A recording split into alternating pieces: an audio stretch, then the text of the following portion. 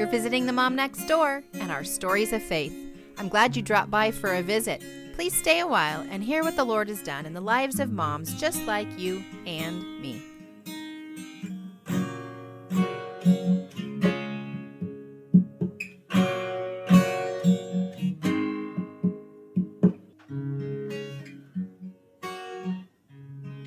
Well, it is early in the morning in Hawaii, and Melinda is ready to go. Now, I love to share how I met my guests, and Melinda and I actually go way back to high school together, way back. Facebook has a way to connect people whom you probably would have lost touch with otherwise. And through the years, I've watched little pieces of her story, and I've always been intrigued, but never bold enough to just say, "Tell me about your life." Recently, her husband shared a video, and I just said, it's time. I'm going to send Melinda a message and say, "Tell me about your life. I'm so curious." So, as a matter of introduction, Melinda, would you just introduce us to your family, and then we'll decide how far back we want to go, and we'll see how this unfolds. Sure, no problem. So I have been married for almost 21 years, will be 21 years in December, to a wonderful man who happens to have cerebral palsy and is in a wheelchair. And I have two kiddos. I have my almost 27-year-old son, nephew. We took custody of him when he was 5. And then we have a daughter that is 19 that just got married a couple of months ago. So now I have a new son-in-law. That's my family right now. Yeah. Okay, so I don't know how far back we go into like your growing up years, but we met in high school and then obviously lost track because it was a while till Facebook came on the scene. And then I saw your wedding pictures. So is there anything you want to share with me about like how you met your husband or somewhere fill in that gap between high school and meeting Kevin? Yeah, I mean, yeah, we go way back to high school and we weren't super good friends or anything. We just kind of knew each other. Right. And yeah, so when I saw you on Facebook, I was like, "Oh, I remember her. Yeah, let's add Yeah. her." So that was really cool. And I mean, I didn't have the greatest upbringing. I didn't have the worst upbringing. It was just it is what it is. So I kind of struggled through the ins and outs of things that happened when I was a kid, and through my 20s had a rough time with it. Made some poor decisions, and of course we all do in our 20s, Yeah. and ended up meeting this great guy in college. I had moved up. I had moved from Salem to Seattle when I was about 22, and finally decided I was going to get my 4-year degree in teaching, and went to Seattle Pacific University. I had been there for just a couple of days and saw this guy in a wheelchair. And I was like, "Oh, that's kind of cool." We all called him Hot Rod because there was this big hill and he would go zooming down this hill in his wheelchair. So I, became buddies with him. And In order to understand your story a little bit more, why don't you go back and tell me a little bit about Kevin? okay. So Kevin was born with a kink in his umbilical cord wrapped around his throat. He was purple, purple, purple, purple, very, very dark purple. He was technically dead for 20 minutes. And the doctors were able to revive him. When Kevin makes a joke and he goes, "That was the best day of my life." And, God had big plans for him. And at a year old, the doctors kept pushing his mom off and saying, she'd be like, "He's not doing this like my daughter was. She's not." And they're like, "You can't compare them." You know how they say that. You can't compare your kids. She goes, "But he wasn't doing anything near what my daughter was doing." And so at a year old, the doctors finally fess up and say he has cerebral palsy. Oh, Now, she the didn't reason know before that, before a no, year old. no. And the reason he has cerebral palsy, and this has been a big thing in his life that he's had to have some forgiveness for. And, thank goodness he's been able to do that. This whole thing was a doctor's mistake. The doctor was asleep at the time. He was a breech child and should have been a C-section. And they had a fetal heart monitor in the closet that they didn't know how to use. So, of course, this Wow. is back in 1974. So that is why Kevin is as severe as he is. And so to go back to, he can't, the doctor said he would never control electric wheelchair, would never walk, would never talk, and he would have below normal intelligence. 3 of the 4 of those things that they told him are not true. He controls his chair just fine. He has heightened intelligence. The only thing he cannot do is walk. He does not walk like you and I do. Mm-hmm. Well, what do the doctors know anyway about this, right? Exactly. Doctors do God not is greater. Doctors do not take God into it. Doctors also do not take attitude and determination into it. And Kevin has always been determined to do anything he sets his mind to. And that's not something that's learned. That's something that has been passed down. And, that really, that's from his mom. His mom she's a firehouse of a woman. She's a little 4'8" little woman. And she read this book one time, and it's called How to Teach Your Brain and Your Child. And she read this book, ended up in this therapy program, which was a non-traditional therapy program. And they ended up going to Philadelphia, getting evaluated and all this. He was doing therapy 14 hours a day, 7 days a week. Wow. And for many, many, many years. And they would be doing the physical thing, and they would have flashcards in front of him. And that's why he's so intelligent. He had over 200 volunteers for this program. She worked her little tail end off on that program. And if it wasn't for that program, he always says, if it wasn't for that program, he wouldn't be as independent as he is today. So you grew up in Salem. He grew up other places and in this intense therapy. And then you met him later on in Seattle? Yeah, I grew up in Kaiser, Salem, Oregon, moved up to Seattle after high school when I was about 22, decided to finally finish my degree. Kevin grew up in Seattle, a little bit south of Seattle. We both ended up at Seattle Pacific University. And we had met about a couple of days after we were there on campus. I was a transfer, so I wasn't a freshman. I was like a junior, and I think he was like sophomore, junior, and met him. Ironically, he has a speech problem, and so I would stand there at the crosswalk of one of the buildings that we would cross the busy street, and he'd say something to me, and I had no idea what he was saying, and I was just like, I just kind of like nod my head. Little did I know that would be my husband. So we met there. I had started after college, started going to his church. I had bought a house down towards south, a little condo down in the south area, and started going to his church. And I started hanging out at his house, and he was living with his sister at the time. They had bought a house down there, and so his sister lived upstairs. He lived downstairs. Started hanging out there, and we'd go over there and play games and whatnot. And what do you know? All of a sudden, we're looking at dating. So what did he graduate in? You became a teacher. He got a double major in 5 years, which most of us took me 5 years to get one. He has a BS in computer science and a BA in communication. Communication isn't always simply through your speech, is it? No, it's not. And, for many, many years, I would stand and interpret for people, interpret what he's saying, because I can understand about 90%.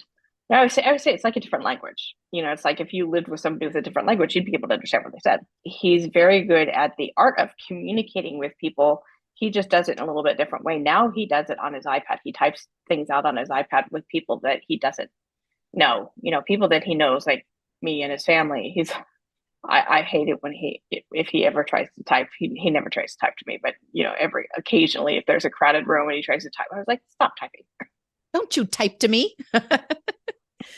So when he bought the house with his sister, he was working in the computer IT type of job. He was, at the time, he was a computer programmer, and he worked downtown. He had a caregiver that would come in and get him ready for work, and he would go off to work, and then she would end up taking the bus down, halfway through the day to go help him go to the bathroom and go help him eat lunch and take care of any of his needs. And so every once in a while I'd go down there with him. I go down there with her, and when I wasn't teaching and on my days off, and we go eat lunch with him and all that. And starting to do that, then we are like, oh, we kind of like this relationship thing, and hey, maybe we should start dating. And it just kind of like fell into our lap. It wasn't like, an official will you date me. It was just kind of like, it just kind of happened. just out of curiosity, because this is a few decades ago and technology has changed through the years. When he was at work doing the computer stuff, you were saying earlier he doesn't have great use of, one hand works better than the other. What does that look like on a keyboard? Did he have voice activated? Great question. Can I pause for just a second so I can grab something? Yeah. So this is what he wears on his head. So he has a head wand on his head that has a pointer that comes out that has an iPad pen on it. And he types with that on his computer. And, years ago, it looked a little bit different because we didn't have the iPad pen. Now that we have the iPad stuff, he just attaches it to the end of the head one, and we have two different pens we go between.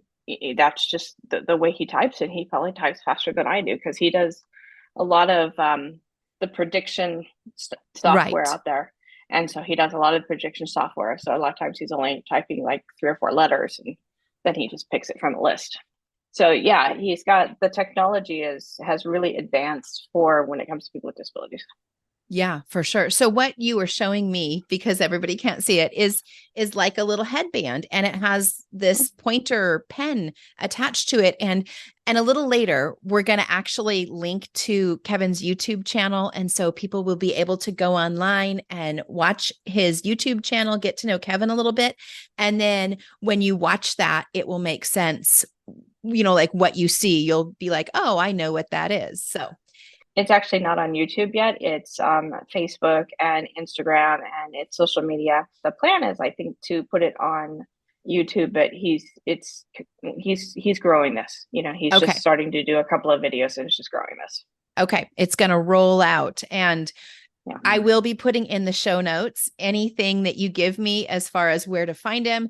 And then as things develop, I'll try to come back and add new links. So now you're kind of interested in each other. You're in the dating. Do we call it dating? We like each other Yeah. thing. Yeah. And how long did that go on for? It took a while, and there was a couple of reasons for that. One of them is I had just gotten out of a different relationship, and was pretty hurt by this other relationship, and I was just needed some time to like take this a little bit slower. Yeah. The other thing is, and I'm sure you guys can, all moms can understand this, is that Kevin's mom never thought he could get married. She raised him to be as independent as possible. Sometimes that bit her in the butt, and she was not our biggest fan when we started dating. She was not a fan at all. She and his dad tried to break us up at one point.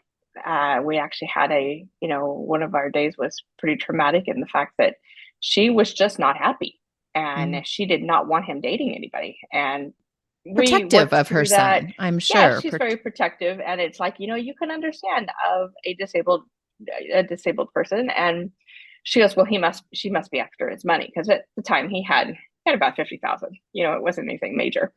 And she's like, well, she must be after. And I was like, anybody that knows me knows I'm the least materialistic person.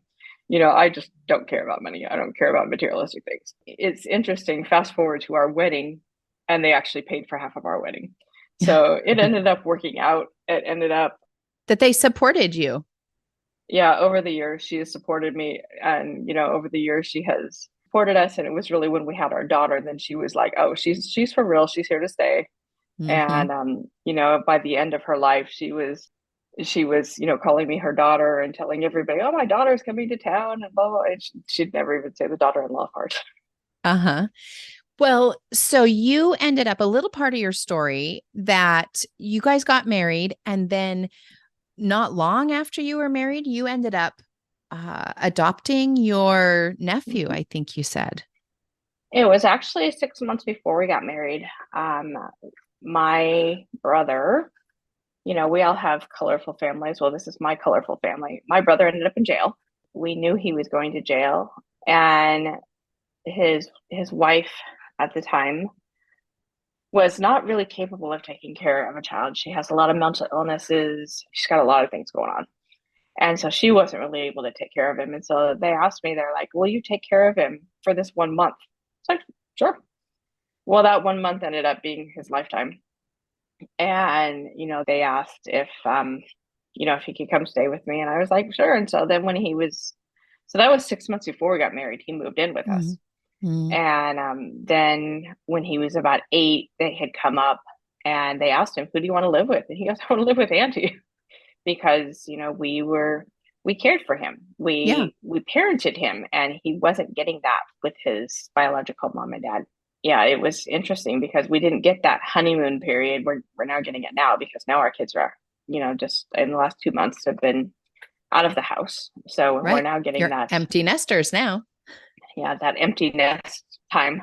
So we had him, Zach, and love him to death, but he is autistic and on the autism scale, and so he struggles living independently. He struggles with a lot of things, but we've always pushed him to do whatever he can do, and he can do quite a bit. So, And and he's been then when given such an amazing example by mhm, your husband. mhm, People would say, well, he's never going to have a job. He's never going to have a wife. How can oh, how can this man be part of a functioning member of society? And Kevin has proved yeah, them wrong that, we can. Let's push oh yeah. people, even with disability, to succeed. God can do amazing things.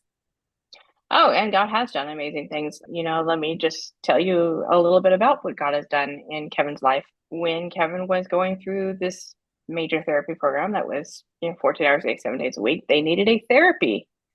They needed a room to have a therapy session and to do evaluations.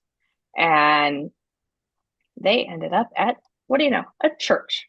Mhm. And my father-in-law was shocked because these people just met my in-laws and they handed them the keys to the church. And they're like, Mm. he's like, who does that? Who does that? They ended up at that church that next Easter. And at the time, Kevin thought churches were only open on Easter. They drive out of the parking lot on Easter, and my father-in-law looks back at the family and says, you guys want to come next week? Kevin's like, it's open. We had a church that's open every week. My in-laws were Catholics. And so they always say now that they're recovering Catholics. And so because of Kevin's disability, it brought 4 people of his family to Christ. Mm. And so that's always an amazing story. And they were Yeah. all baptized like 6 weeks later, didn't leave that church for 19 years. Wow. So it's a very testament that God puts the people in your lives at the time that you need them. So, and it was, it's a church that I met Kevin at, and we didn't stay there just because we needed to have a church of our own, Right. so that we're not Don and Charlotte's son, we're actually independent. So after getting married to Kevin and having custody of our nephew, we had started our family, and then we got pregnant with our daughter, and she is our only biological one. And she has her own little story in the fact that she was born 12 weeks early, 1 pound, 14 Wow. ounces, and Wow. spent 75 days in a NICU, and just seeing God pour through her beginning of her life and her story. And she's been told this story many, many times. We had nurses praying for us. We had all kinds of things. And to tell you how small that is, Kevin's wedding ring would go all the way up to her shoulder with extra room to spare. That's how small she Wow. was. Yeah. And most most kiddos that are that small end up with blood transfusions, end up with heart surgery, end up with all kinds of things.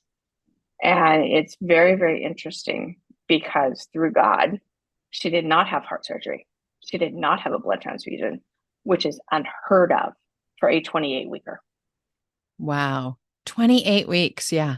Yeah, she was a real fighter. And she was intubated, but only for I think it was like a week. So, because I kept begging them, I was like, let me hold my daughter, let me hold my, no, can't hold your daughter. And so the minute she was extubated, I was like, give me my daughter. Uh-huh. And she's got a little extra dose of faith, just like my husband does. And Mm. so she has audibly heard God before. And, she is now just the last couple of months got married to a guy here on the island and is going to be starting her own family, in the next couple of years. Okay, you leapt ahead and said on the island. Actually, I think I might have alluded. I think I said it's early, early in the morning in Hawaii. So tell me, how did you get from Seattle to Hawaii? Oh, great question. So after homeschooling for many, many years, we graduated our daughter early. She was actually 16, almost 17 at the time that she graduated. And we graduated her in Washington. And it was just evident that our time in Washington had come to a close. God was like, it's time. It's time. And, we were in the middle of COVID and our daughter was going through a depression, like most kiddos, because of all the lockdowns and everything. Oh, yeah. And That was tough. God talks to my husband very differently than he talks to me. He's like, he tells Kevin things that he doesn't necessarily share with me. And which I think is biblical and what God's always done. Talks to the men to lead, the women in faith. And so Kevin came in one day and he goes, okay, God told me it's time to leave Washington. And I was like, okay. And God doesn't always tell you exactly all of his plan all at one time. So we're like, okay, well, we're going to sell the house. And we were actually looking at doing an RV trip. And we're like, well, we'll buy an RV and we'll do a trip. And number one, the RVs that we were looking at that Kevin could get into with a wheelchair lift was about as expensive as my house. It's like $300,000 or $400,000. So like, oh my Wow. word. I am not the most confident driver. And being the only driver, I think my daughter had her license, but she just barely had her license. Right. You're not And putting her at the helm of an yeah, RV. exactly. I get it. So I'm just like, so we kind of planned it. We were like watching some YouTube things on it, and we are like, hey, this would be kind of cool. And then all of a sudden, God put this idea in Kevin's head, and he goes, what about moving to Hawaii? We'd been to Hawaii like about 8 years before when we'd paid off a bunch of debt. And so we were like, we're gonna go to Hawaii. And it was just Kevin and I. We went, we fell in love with it. It was actually over in Lahaina that we went. So I'm very blessed to have had that time now that Lahaina is no longer. Mm-hmm.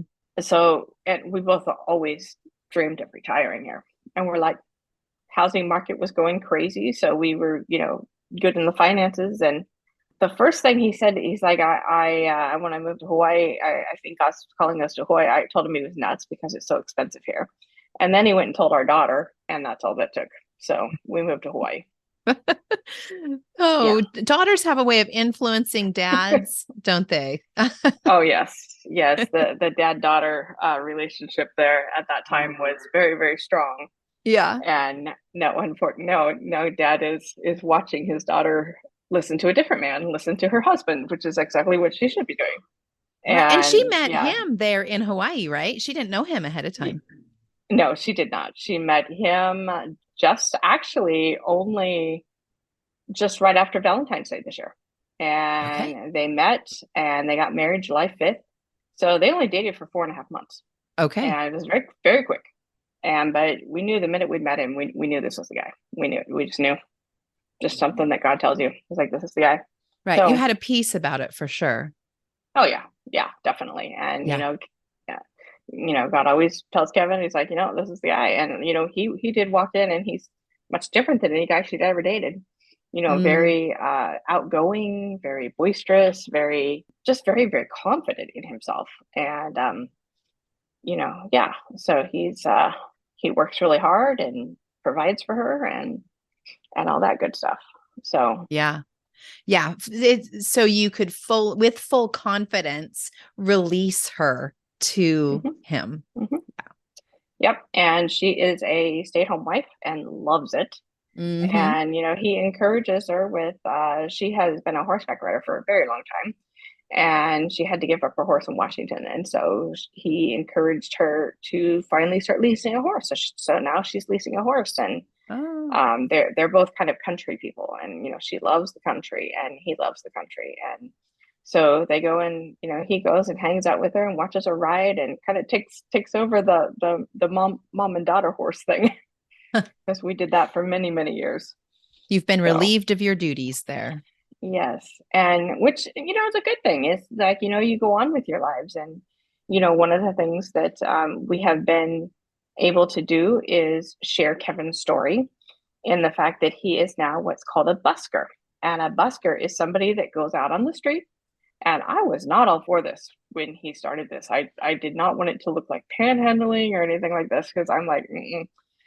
So they go out on the street, and it's very common here in Hawaii. It's, a lot of people do it. They go out and they play their music on the street. We have people that will put birds on you and take pictures, and that's how they make their money. We have Right. musicians out there. We have dancers out there. We have cartoonists out there. There are Yeah. all kinds of people that are out there on the street, and it is unique to Hawaii. There's really not any other place. It's mostly tropical places that have the buskers because it's warm. So Kevin had started doing busking, and he'd go out there with this little iPad, and he would play music. And for many, many years, people would shove money in his hands, and he'd be like, I don't need any money. I have a job. That's fine. I don't really need extra money. And God had kind of like when Kevin got here, he needed a break because he'd been working in the computer field for many years and just needed a break. He was kind of just burnt out. And so, with the funds we have from our house, we were able to take a break, and he kind of revamped of what he wanted to do with his life. And now that we're over here, this is kind of our retirement.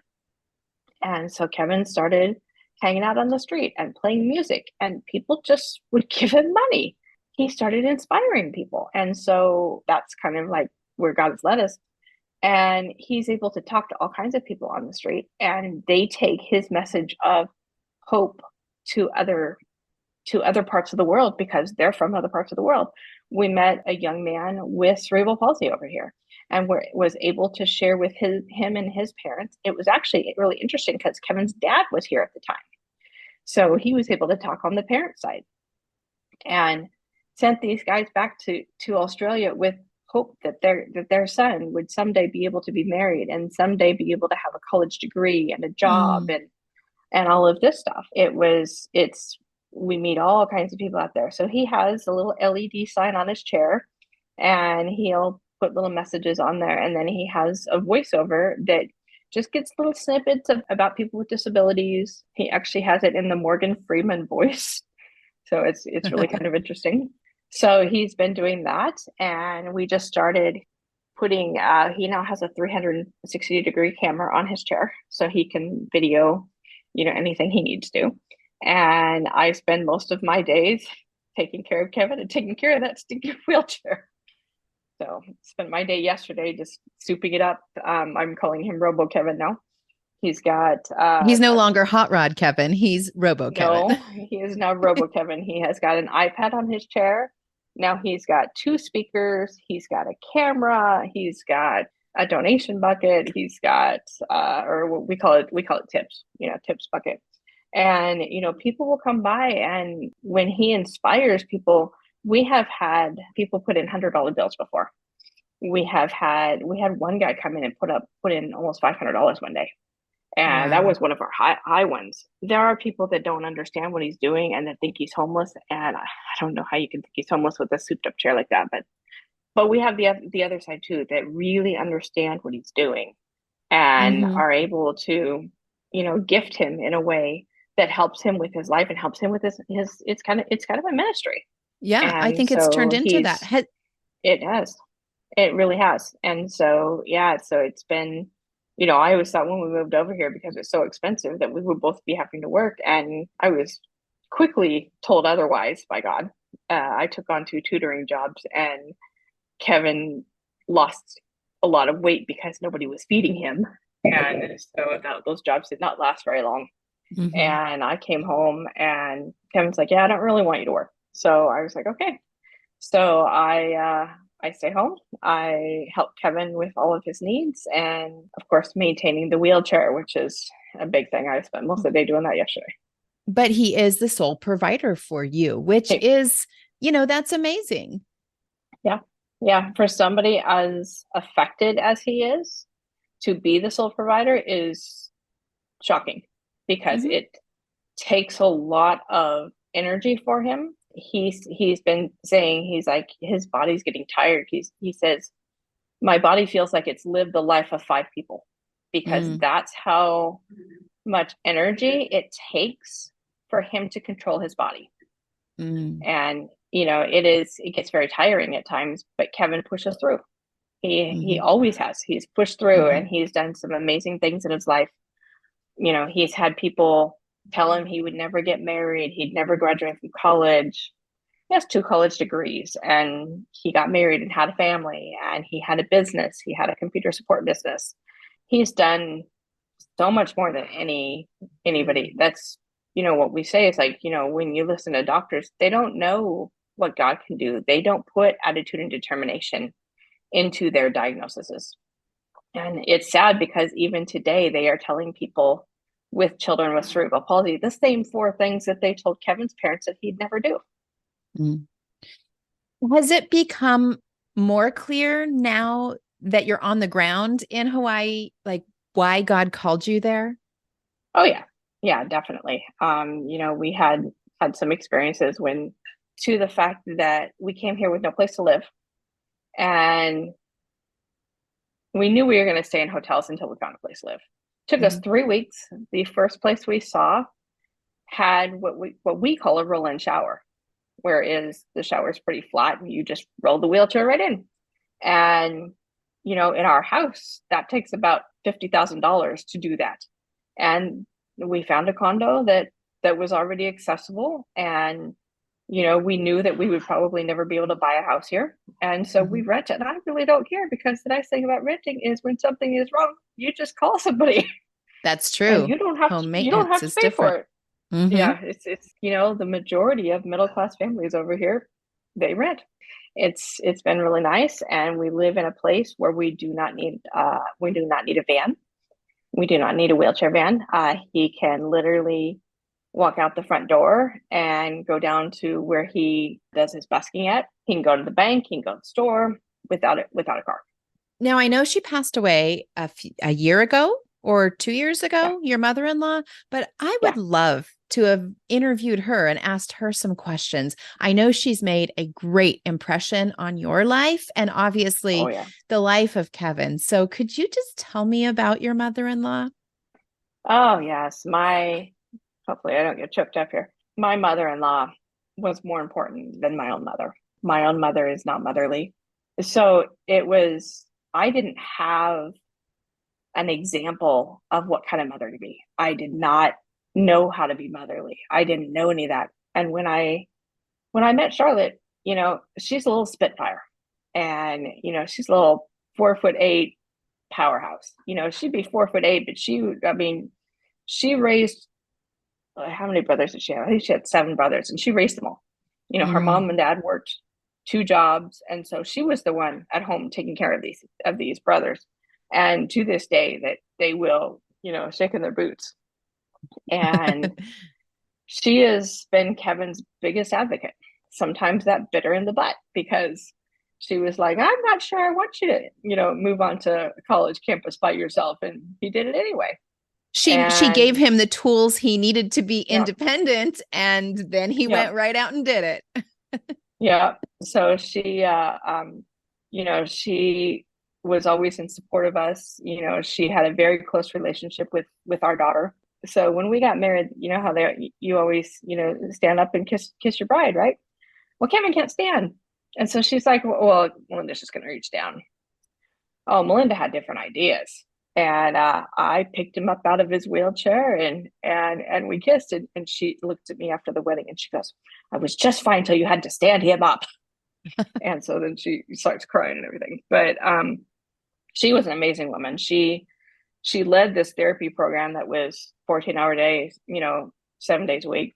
She had organized over 200 volunteers for this program. She had found this program through a book that she had read. She had done so much for Kevin, taught him all of his independence, helped him out all the way through high school. She was the one. And I told her, we got a call last July, and she'd been going through some medical things for like a month, and it seemed like longer, but then we looked back on it, it was only a month. We thought she was gonna be fine. They're like, she's gonna be fine. And she was always, she always kicked butt. just a powerhouse. And then we got a call from dad.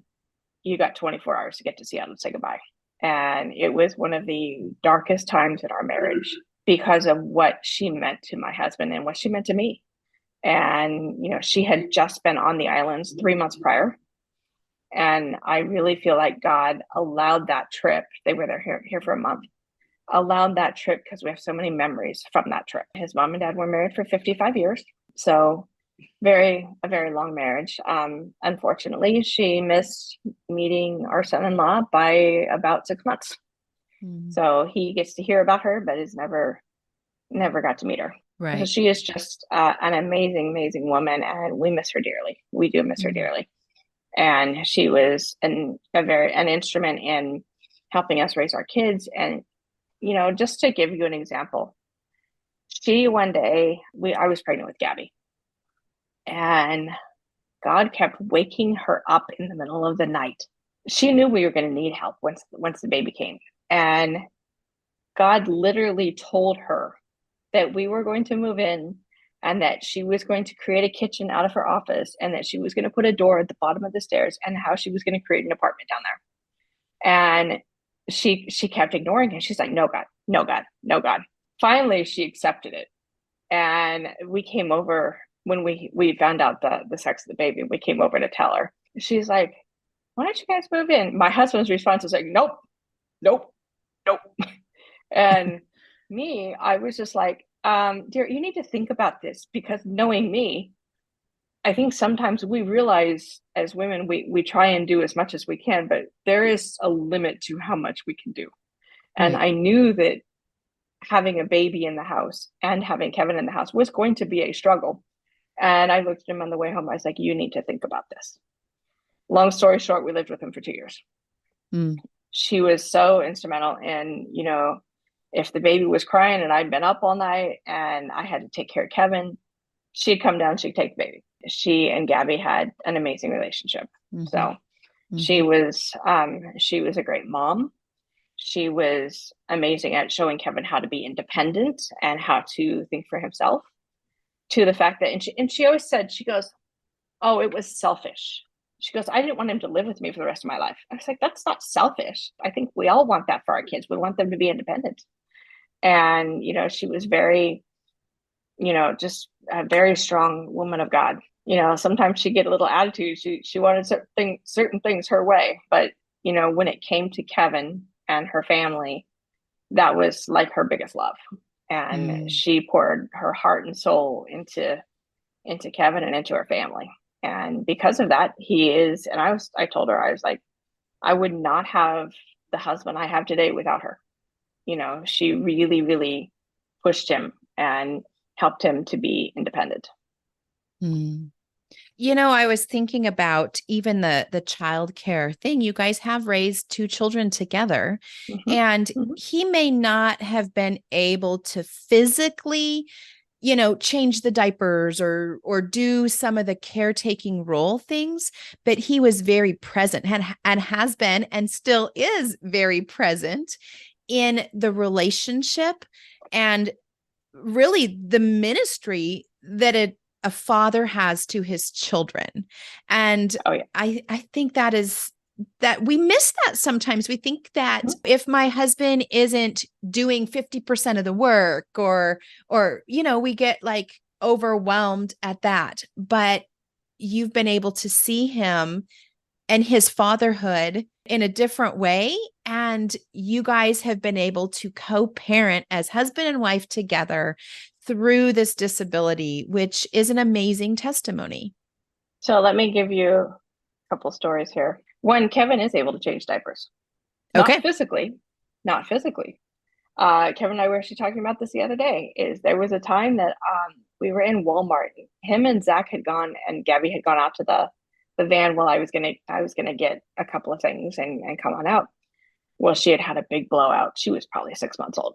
Had a big blowout and needed a diaper change. And so, you know what this man did? He took his son. He's like, Zach, you're gonna help me change a diaper. And they were in the van, and Zach was like, whoa, plugging his nose and all this.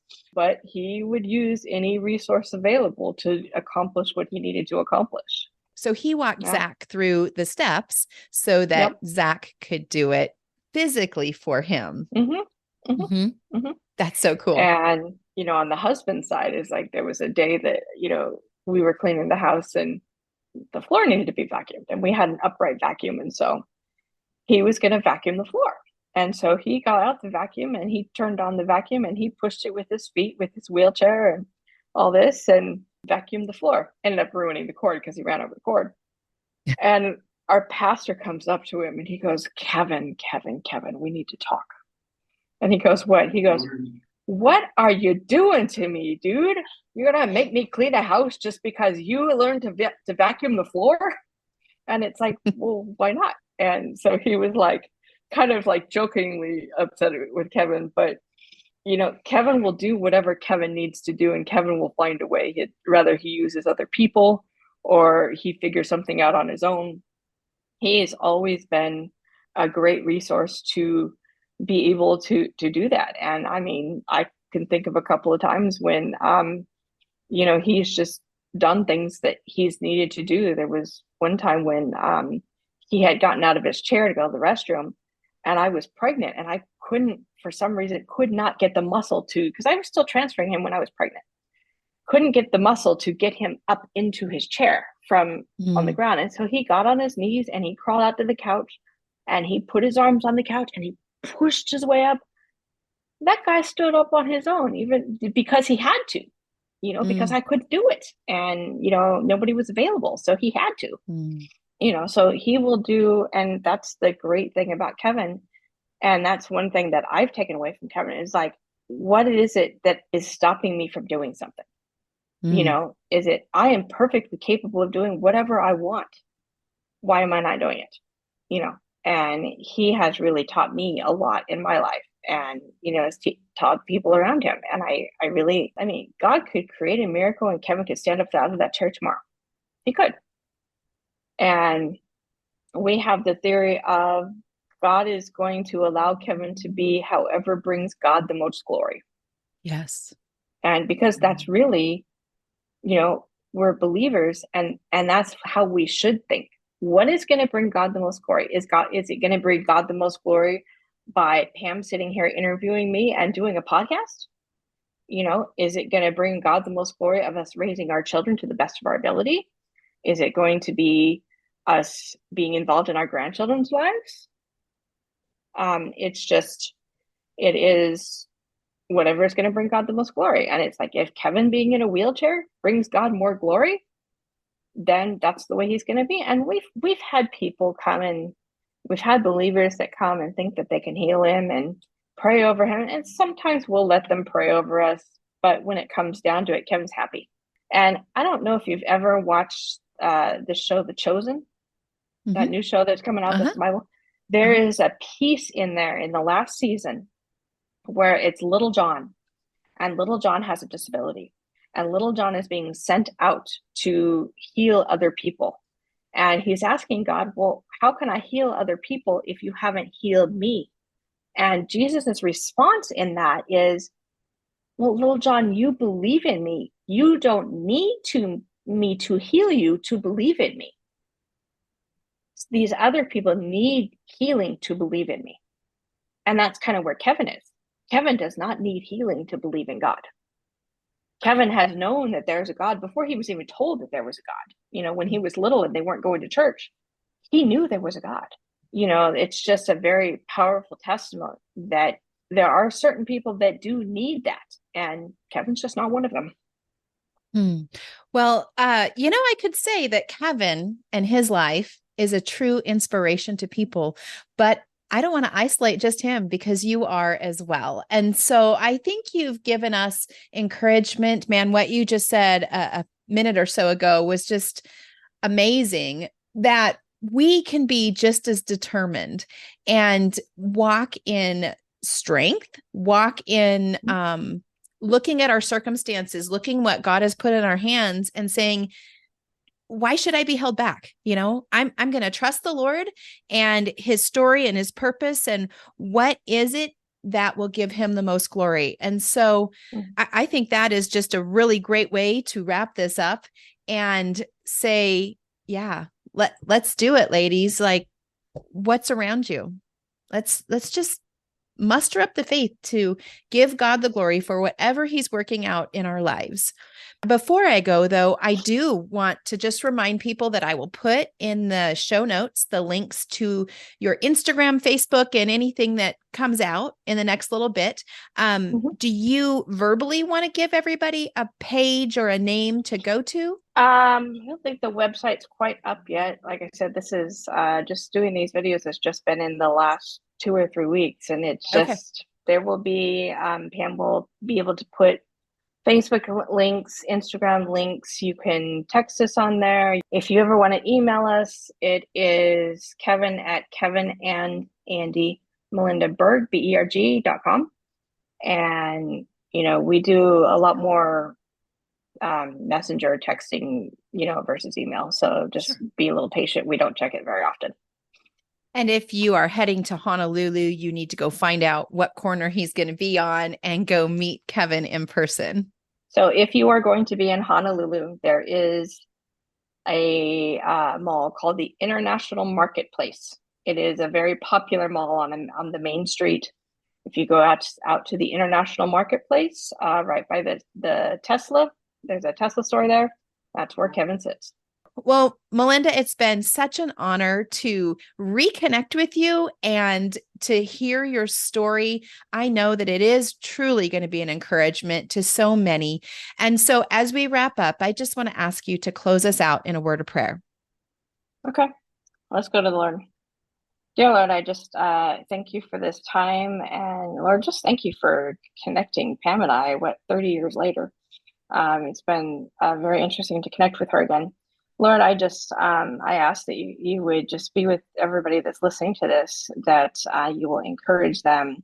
You will encourage them through Kevin's story. I know you've used Kevin many times over his life. And Lord, whether you have a disability or not, it is an encouragement to think of, what more could we be doing that we are perfectly physically capable of doing.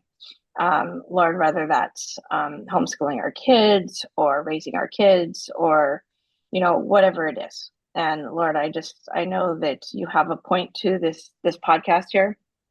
I know that you are using this to encourage people. And Lord, I just pray for Pam and her family, that they will be encouraged and that they will be following what you want them to do over there in Tennessee. And Lord, I just thank you for this morning, and thank you for the connection and being able to share this story. In Jesus' name we pray. Amen. Amen.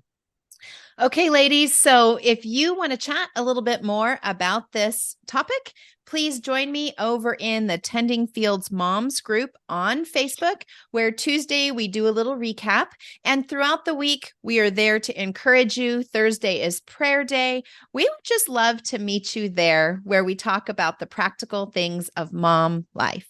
All right, we'll see you next week. Bye-bye. I hope that you've been encouraged or challenged in your faith today, and that something we discussed prompts you to grow deeper in your walk with the Lord. If it has, make sure you tell a friend so they can grow along with you. And if you or a friend would like to be a guest and share about God's faithfulness in your life, please email me at podcast@tendingfields.net. Because when we tell of God's faithfulness, we never run out of stories. Whatever is true, whatever is noble,